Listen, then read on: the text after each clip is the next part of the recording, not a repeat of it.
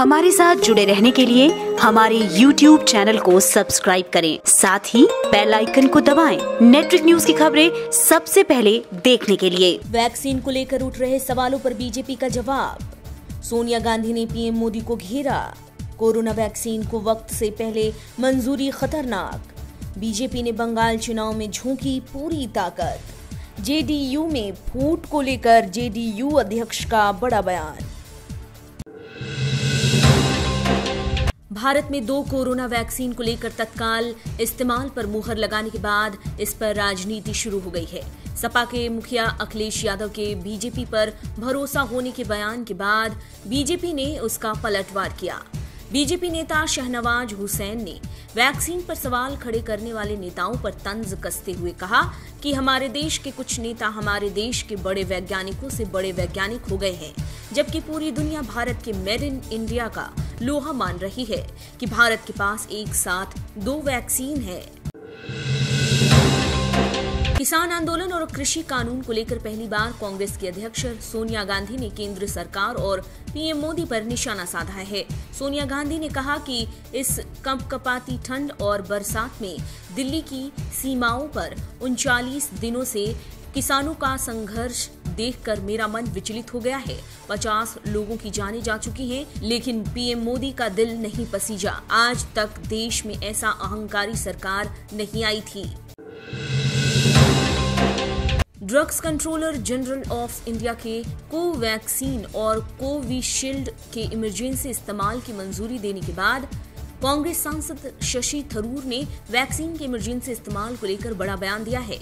थरूर ने कहा कि स्वदेशी वैक्सीन को वक्त से पहले इस्तेमाल की मंजूरी देना खतरनाक हो सकता है।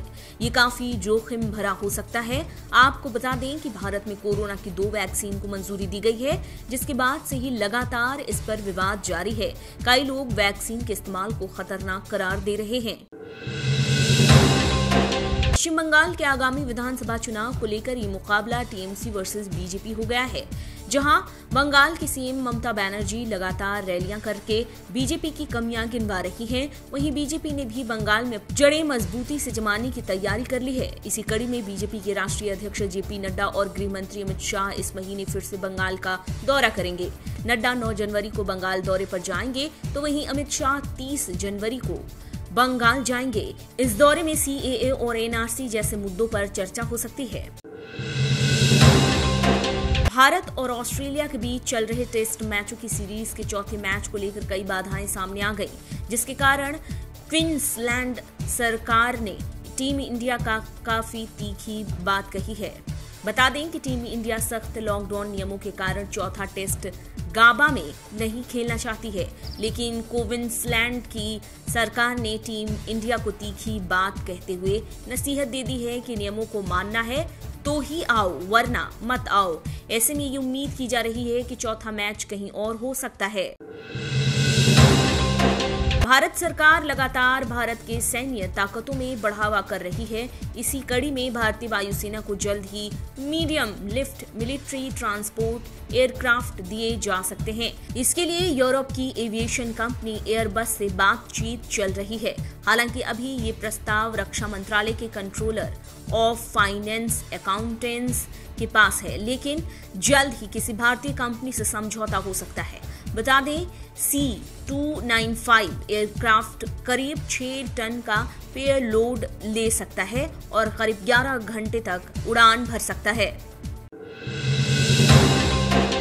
बिहार की सत्ताधारी पार्टी जनता दल यूनाइटेड में पड़ी फूट को लेकर जेडीयू के नए राष्ट्रीय अध्यक्ष आरसीपी सिंह ने बड़ा बयान दिया है। उन्होंने कहा कि अफवाह उड़ रही है कि हमारी पार्टी के नेताओं को आरजेडी की ओर से ऑफर मिल रहे हैं, लेकिन हमारी पार्टी के नेताओं में बहुत दम है। हम अपनी बदौलत खड़े हैं, हमें किसी के ऑफर की जरूरत नहीं है। बता दें कि खबरें आ रही थीं कि जेडीयू के कुछ विधायक आरजेडी में शामिल हो सकते हैं।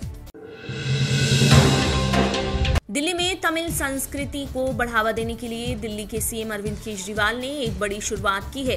दिल्ली सरकार ने दिल्ली में तमिल अकादमी की स्थापना की अधिसूचना जारी कर दी है, ताकि आने वाले समय में भारतीय कला, संस्कृति और भाषा का विस्तार होगा। तमिल अकादमी के लिए एमसीडी के पूर्व पार्षद और दिल्ली तमिल संगम के सदस्य एन राजा को अकादमी का उपाध्यक्ष नियुक्त किया गया है। साल 2008 में मुंबई में हुए 26/11 को हुए आतंकी हमले के मास्टर माइंड में से एक लश्कर-ए-तैयबा के शीर्ष कमांडर जकीउर रहमान लखवी को पाकिस्तान की पुलिस ने गिरफ्तार कर लिया है। लखवी पर आतंकियों को आर्थिक मदद देने का आरोप है। हालांकि अभी तक मुंबई हमले का जिक्र नहीं किया गया है। बता दें, लखवी को यूएनएससी ने आतंकी घोषित किया था, जिसके बाद से ही लखवी की संपत्ति और बैंक खाते सीज कर दिए गए थे। हालांकि इसके बाद उसे हर महीने 1.5 लाख रुपए निकालने की इजाजत दे दी गई थी। अमेरिका के राष्ट्रपति डोनाल्ड ट्रंप ने अपने कार्यकाल के आखिरी दिनों में अमेरिका में रह रहे भारतीयों को करारा झटका दिया है। ट्रंप ने ग्रीन कार्ड और वर्क वीजा पर जारी प्रतिबंध को 31 मार्च तक बढ़ा दिया है। बता दें कि कोरोना महामारी को लेकर ट्रंप ने बेरोजगारी बढ़ने के डर से ये रोक लगाई थी, जिसे आगे भी जारी रखने का फैसला किया गया है। आपको बता दें कि 20 जनवरी को ट्रंप का कार्यकाल खत्म होने वाला है और जो बिडेन नए राष्ट्रपति के रूप में शपथ लेने वाले हैं।